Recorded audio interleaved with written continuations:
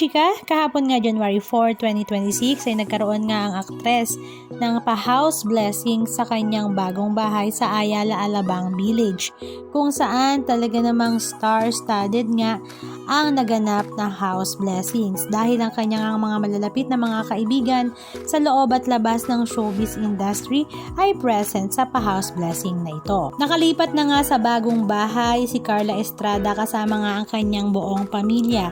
At ito nga ay dahil sa kanilang sipag at tiyaga sa pagtatrabaho, lalong-lalo na nga ang kanyang anak na si Daniel Padilla. Nag-level up nga si Queen Mother dahil nga sa Ayala, Alabang Village na nga sila ngayon nakatira.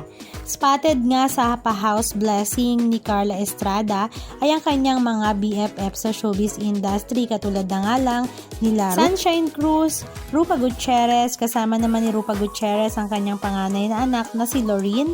Naroroon din syempre si Meme Vice Ganda, Kalad Karen, Garlic Garcia, Fierce Dong at talaga namang napakarami pang iba, pero ang mga napansin nga ng mga netizens ay naroroon din nga daw si Neil Arce, ang papa ni Joaquin Arce, kung saan sabi nga ng kanilang mga fans mukhang nagkakasundo na nga daw si Carla Estrada at Neil Arce para sa kanilang mga anak na sila Lela Ford at Joaquin Arce.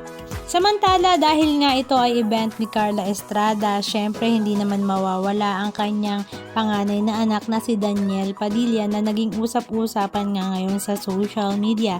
Dahil pag nabanggit nga si DJ, matik na nga na kabuntot nito ang pangalan ni Carla Estrada at talaga namang spotted rin nga si Carla Estrada sa pa-house blessing nga ng kanyang future mother-in-law. At this time nga kitang-kita na nakaakbay na nga si Daniel Padilla kay Carla Estrada na talaga namang ikinakilig nga ng kanilang mga fans.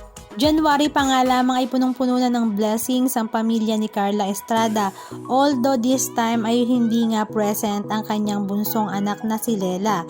Marami na ngang na-miss ito na event ng kanilang pamilya, pero sa ganun pa man ay babawi naman daw ito pagkalabas ng bahay ni Kuya.